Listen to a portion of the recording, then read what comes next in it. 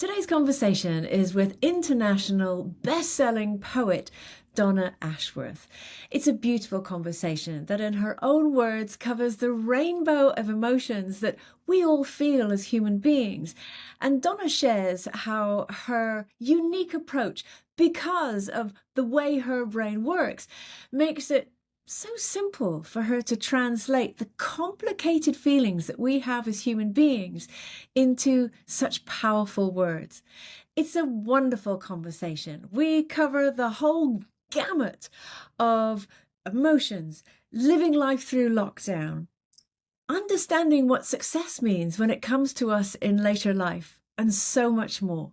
Enjoy. So, hi, Donna. Before we even get started with talking about your amazing life, I want to talk about where are you joining us from today?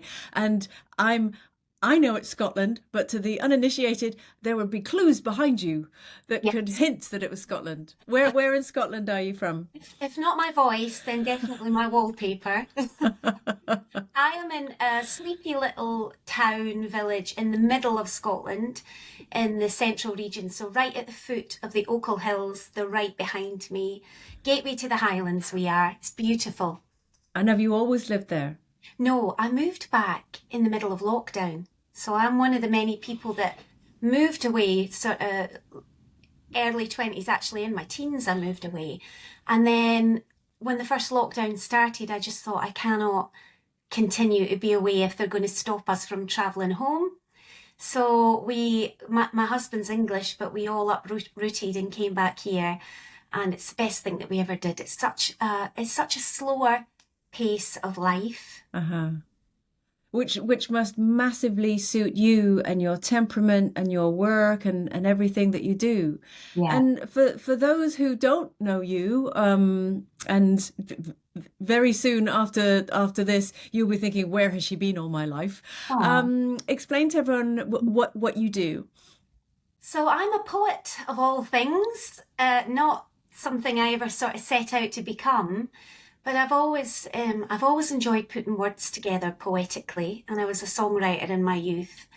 I worked in magazines sort of on and off throughout my life, but came to writing quotes and poetry in my mid 40s, completely sort of out of the blue. Let's try something different. I just felt really compelled to do it anonymously at first. And as these things have a way of doing it, organically spiraled, and now I've got 8 poetry books 4 years later, and that's what I do full time, and it's such a joy.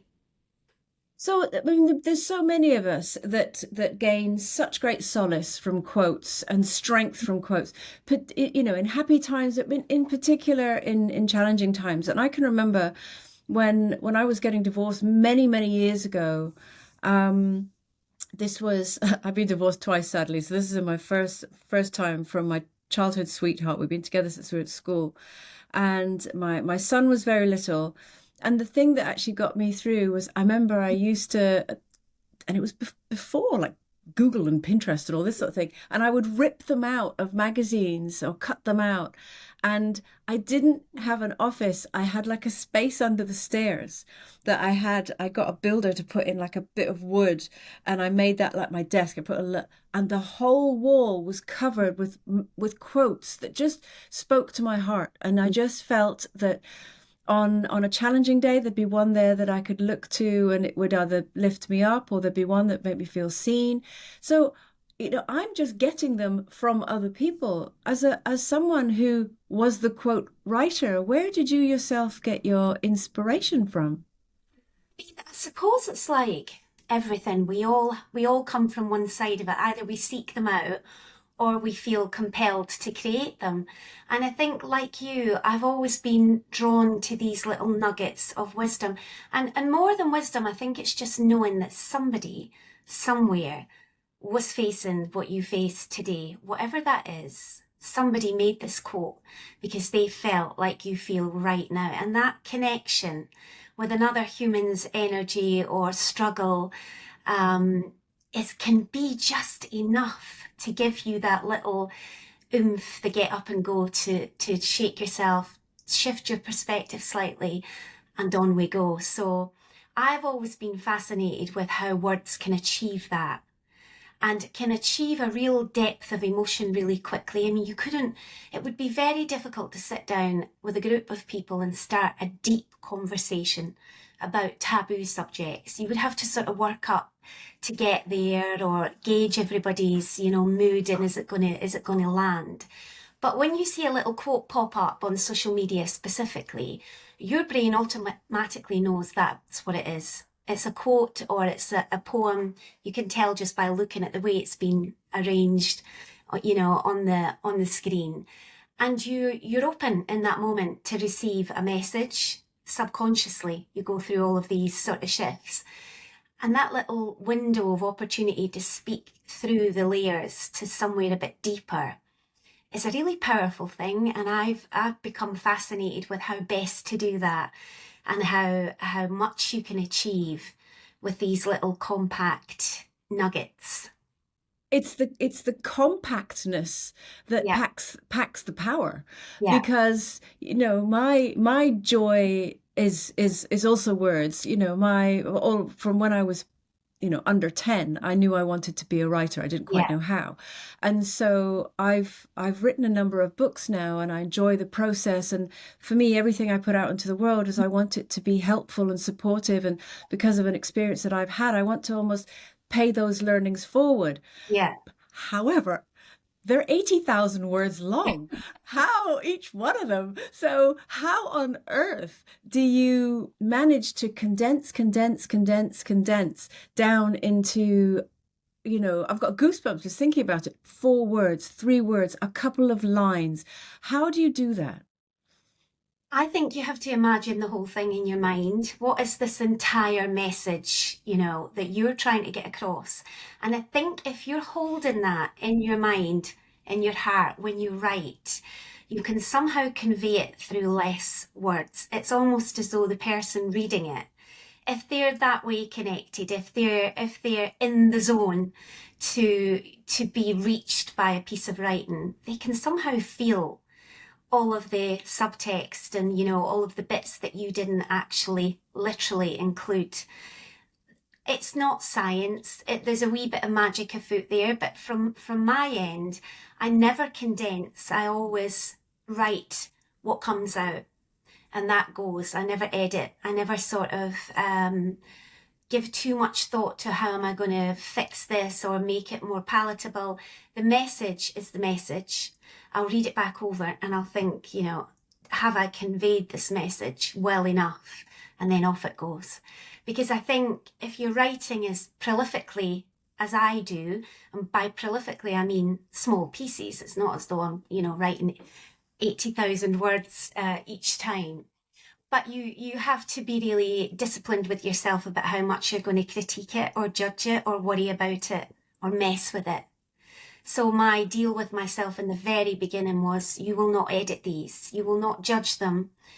They are in their entirety complete. You put them out, and if somebody wants them, they will find those people and they'll be shared.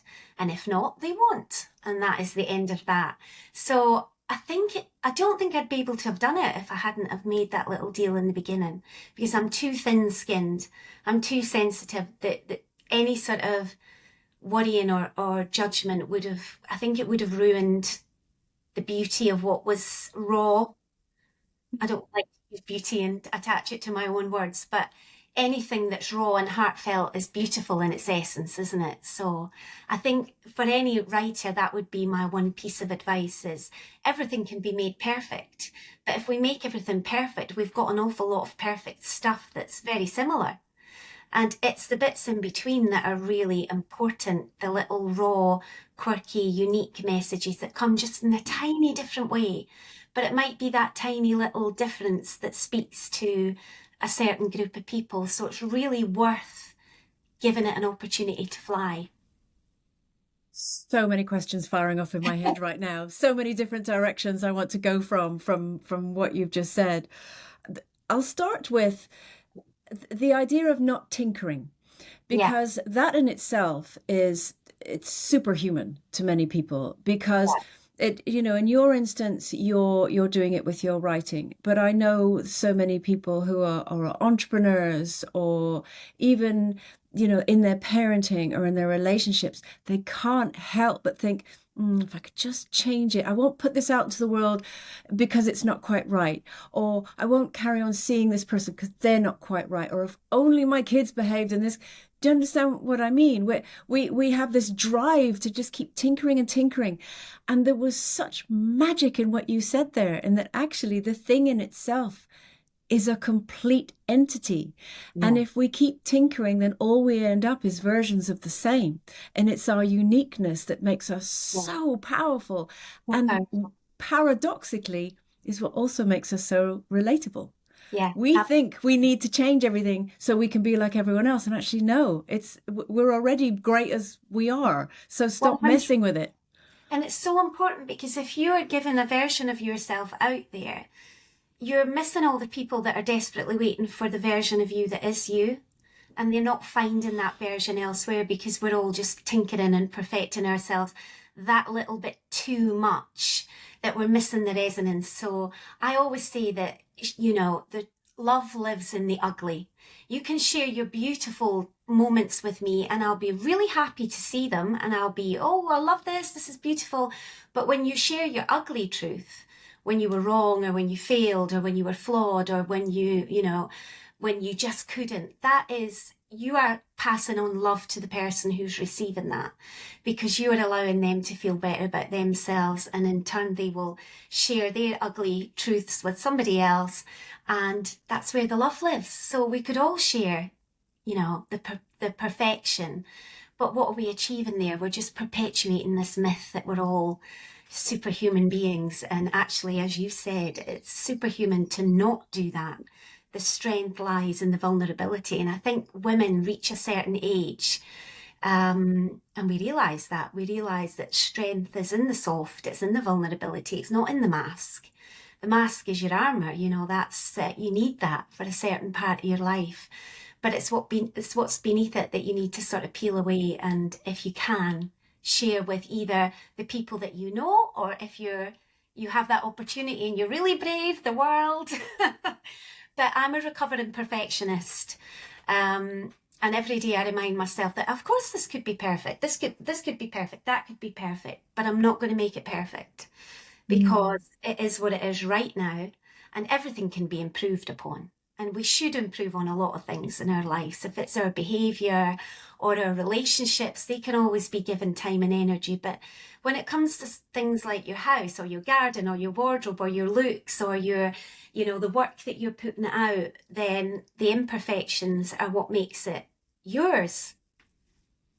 I also remind myself so often, and we have young adults in the house. We're a blended family, and Yeah. at the moment, living with us because it's like Piccadilly Circus. We don't quite know who's going to be in, but but we have two young adult women, 17 and 21, and when we sit round every evening in the kitchen having dinner, and we talk about our day, we talk about our life, and one of the things that comes up in conversation is reminding them and ourselves, people are seeing what they think they're seeing. Yeah. So you're so worried about this social media post or whether you wore the right thing today, whether you said the right thing or whatever.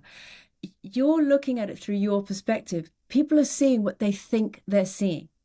And when you get to grips with that and you realize, oh gosh, actually people think I'm really together, or they think I'm really funny or smart or interesting to be around. They don't know all the stuff that actually I'm lugging around behind. Once you kind of let go of that and relax into it, Yeah. it's so much easier. And it doesn't have to, you may be perfection in their eyes. Yeah. You with all your flaws, and you with, oh, I had a spot today, or this is dealing with young women in the house, or, whatever it is. But actually, you to someone else could be absolute perfection. Just be what you are. Exactly. And on the flip side of that, you could be the villain in somebody else's story and you have So zero important. control over that version. And what further blows my mind when I start thinking about it is that it's not just that they think that's a version of you. That is a version of you that exists in their mind. There are a million versions of you that exist everywhere in people's minds. They're not aware that they've created a version of you, but that's what we do. We see someone on TV, we read a bit about their private life, maybe we know them a little bit in the local community, and we have that version of them that lives in our mind. That person is funny, or always happy, or she's sometimes a bit grumpy, whatever version that may be. There are millions of those versions of you that exist in this world, and you are the only one that knows the true version. You are the only one that knows what that actual version of you is.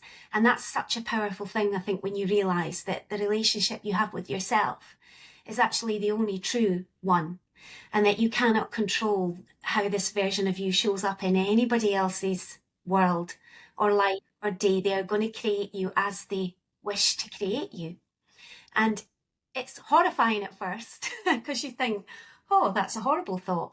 But then there's a real release of pressure and a freedom there, because you think, right, I can't control the way that anybody sees me. So all I can control is what I know that I am. So if you put the essence into your work and you know what you meant to do, that's all you need to know. Other people will read it in the way that they read it. They'll perceive it in the way that they perceive it. But as long as you're sure what you meant, where your heart was, then you've done enough. It's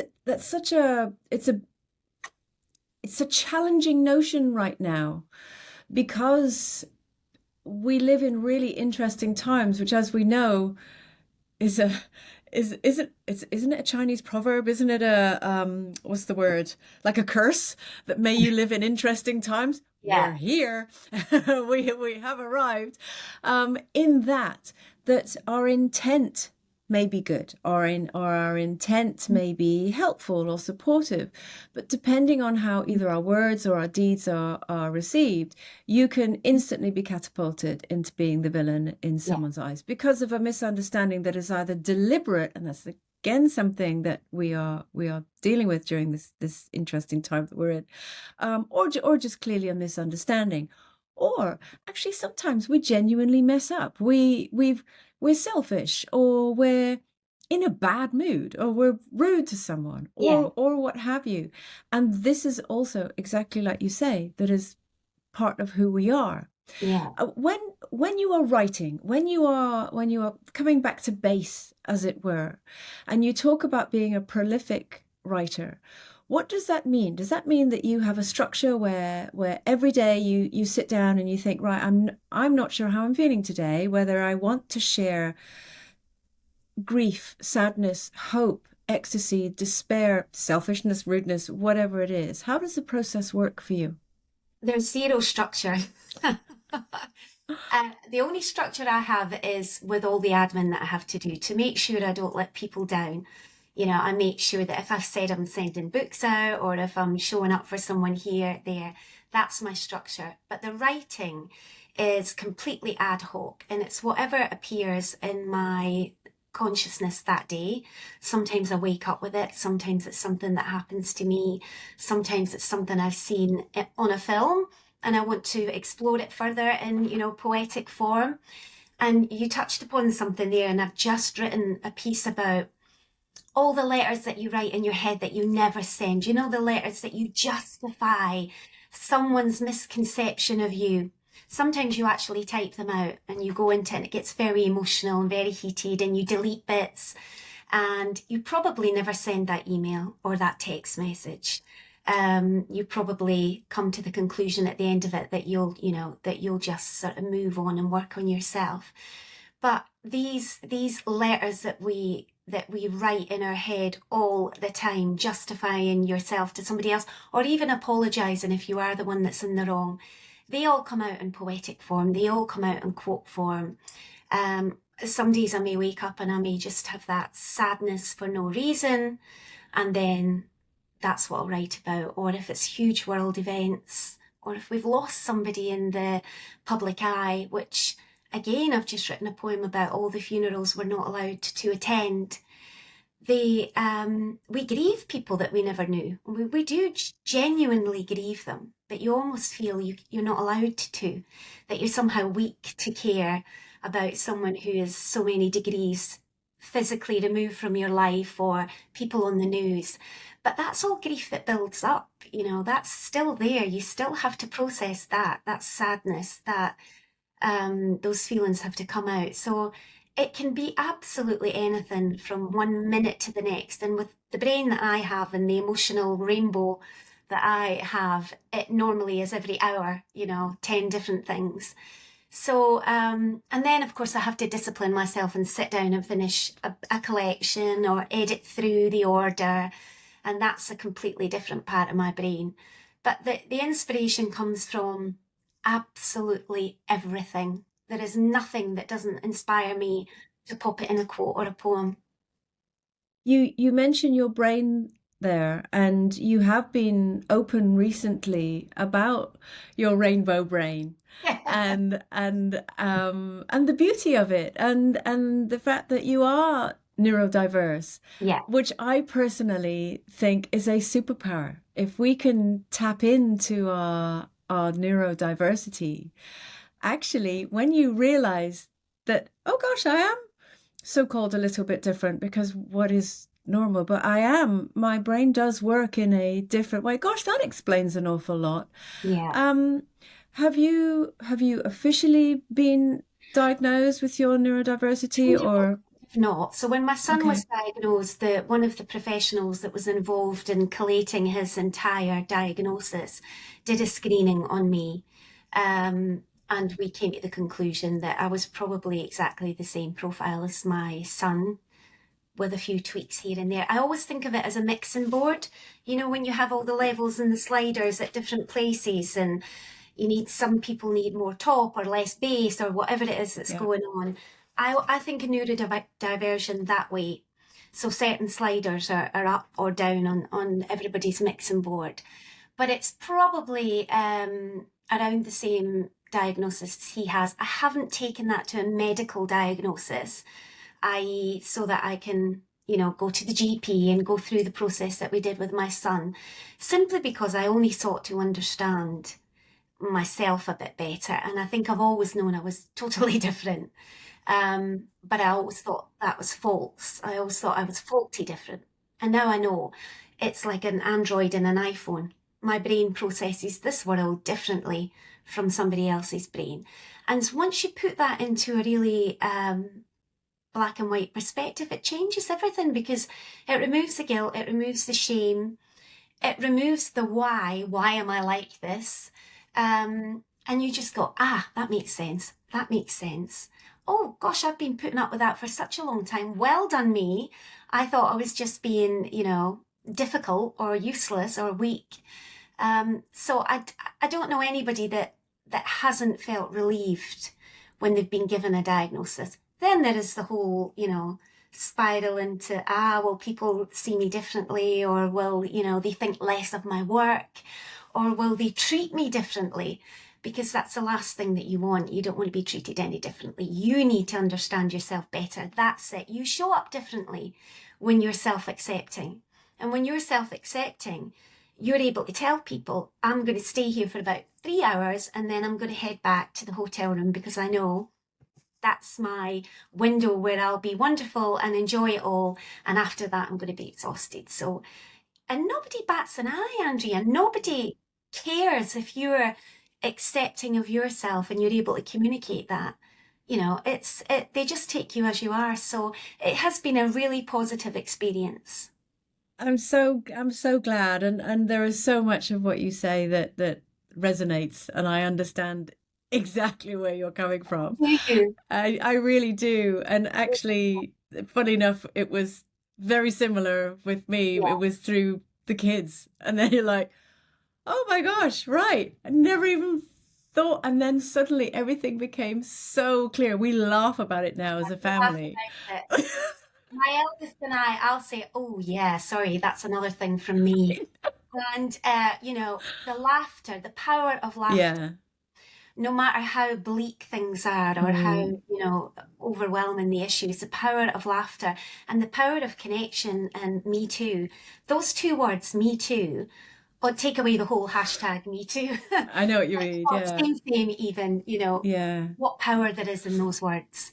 Because I said earlier that I've always known I was completely different, but actually, I'm not completely different. There are many, many other people like me, and you find them coming into your orbit and you being drawn into theirs. And it's just that we're not hiding anymore, or we're not those little parts of us that we thought, I'll just sweep over that bit. I won't tell you about the fact that I've spoken backwards in my own head for the last 30 years. Because you might think I'm weird. And then you realise that the people who like you are going to love that little fact Yeah. about you. They're going to make you do it whenever you have a glass of wine at a party, Oh, speak backwards again. So these things that were your shame or your weaknesses become your joys. And it's never that easy, as you will know, if, in your household, that there are always going to be the real mountains, because life is hard and the world's not quite ready. But you can get over them together with a bit of laughter and understanding. And also, there's this kind of companionship as well that happens, and even within the family unit, because then it moves away from, why are you like this, to it's just how they are. I know. And there's the shoulders coming down of, oh my gosh, I don't have to force myself to sit somewhere that's really noisy. No, I find noise really challenging. Painful. Do It's you know, I painful. don't know if you've been in this position, but my son had a test to check his hearing, and the professional told us that there are certain noises that are causing him physical pain, actual pain, and that's the thing. So when you feel like you're being an old complainer, don't you? Like a real old woman, it's too noisy. For me, it's not one noise, it's conflicting noises. I'm done. Don't talk to me when the radio's on and something outside is squeaking. I just can't do it, but for some people it's one particular noise or a certain level of noise. And some autistic people love concerts and loud noise because it's one big loud noise with the rhythm, which brings it through you, it grounds you, so you've got the whole experience. So people will say, well, why are you going to a concert, but you can't have the radio on, and type at the same time? And so I think you just have people that's the way that my brain processes noise. That's the slider on my mixing desk. Yes. But in our house, it's gone a bit too far. My husband is dyslexic. And so we are now, we'll have these little to and fro's where I'll say, and he'll be like, that's my dyslexia, just my dyslexia. And I'll be like, that's the ADHD, that's the... And it's getting to the point now where we're just using it as excuses. So if I just sit down and say, okay, let's stop all that. I can still do the washing up, sadly. I can't be tidy, it's the dyslexia. I can't listen to you, it's the dyslexia. But again, it just makes it all the more funny and, healthy, I think. Yeah, it does. And I think also, people in the public eye like yourself who are so beautiful with words, being so open, it's yet another way to help people feel seen and feel heard. And the more people that do, then the less strange it is, and actually the greater understanding there is. I want to talk to you about success and I suppose in a form that people understand it, coming to you in slightly later in life, because you have come to such public prominence over the past few years. Your latest book is a bestseller and is continuing. It's not just like it was one-off spike and did really well. It is continuing to sit on the bestseller list. How does that feel? Does it put more pressure on you, or do you feel actually I'm getting into my stride now, and now I really feel like I'm in my groove and I understand that this is what I do? I mean, I think I just have to keep reminding myself that you choose the pressure you feel. So it's up to you. You can either, and my brain falls immediately pessimistic and, worry, anxiety. They are my sort of, always have been my base levels. So I have to work really hard at my perspective and the way that I see the world every day. to try and become not an optimist, but a hopeful realist, a hopefulist, I call it in one of my poems. So I look at everything and I think, right, how can I make this, fit my life better and make it easier for me to have a peaceful life, because peace is my aim in everything. I don't think you can achieve happiness. Happy's meant to come and go. It's a weather front. It's not a place. Peace is a place, and you can choose peace, and you can choose which pressure you allow to exert its weight on you and which you allow to, move along. So I see it more as less pressure to continue to be successful and more relief in that I probably don't have to work quite as hard to convince people that I might be any good. What a lovely thing there is now, a build up, and so many new people have come into my life who enjoy what I write. And so much so that if I put it out, they're probably already enjoying it before they've even read it, because the previous work has come before it and given them a little feeling of, oh, there's something from Donna, and they read it with a lovely open heart. That can only be a good thing. In the beginning, it was really difficult because I had to convince bookshops to take my books. They saw me as an internet author selling only through Amazon, but you can only sell through Amazon if you can't get into bookshops. So you've got this chicken and the egg thing. As with most industries, come back when you've got more experience. How do you get the experience? Show us more bookshop sales and we'll take your books. Well, how can I sell via a bookshop if I can't get in? So that's come to a nice place now where I would almost say it was good. It's getting there, it's still a work in progress. And I see other authors with their debut novel go straight into every shop. And I think, how have they done that? But then I know more about the industry now. I understand how they've done it. It's the publishers that do it. They put ahead, they pay for those tables, they pay for those shelves, they pay for those places, and in the books go, and it gives them a fighting chance. Or you can do it the other way, which is organically over time. So neither are better than the other, they're just different ways to come at it. So I'm just terribly, terribly grateful. I love doing what I do. It comes really naturally to me. I've had to work at the public speaking. I had to have hypnosis to get rid of the nerves. I went to Jonathan Goodwin, who's a wonderful, I think many people will know who he is. He's so inspirational. Got rid of the nerves, so now there's no stopping me. This year's all about festivals and public speaking for me. So I enjoy every moment of it. And as soon as I find myself not, I have a look at why.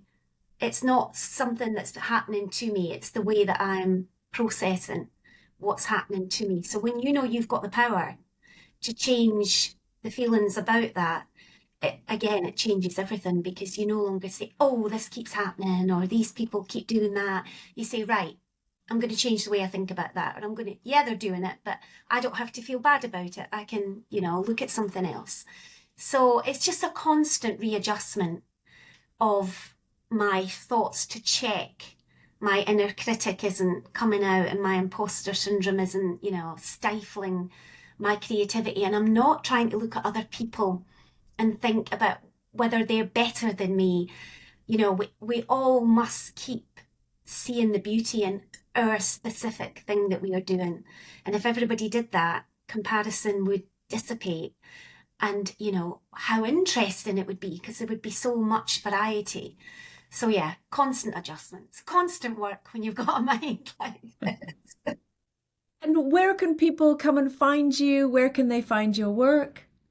So I'm mostly on Facebook and Instagram. I'm not very adept at TikTok as of yet. I keep trying and I keep going, oh, I can't do this, and then not doing it. So my books are now in most bookstores, definitely online, if not in the shop, and on Amazon. But I post nearly every day on Instagram and Facebook, and I really enjoy that as well. Donna, it's been a joy. It's been an absolute joy. I mean, the time has flown by. That's half an hour already. It's flown Oh, by. But thank you so much for sharing your wisdom, your words, and continue to do so to the world, not just with me here today. I have loved it. thank you so much for having me. It's honestly, it's such a joy to be asked. I hope you've enjoyed today's conversation. Remember to like and subscribe to this channel so you never miss a thing.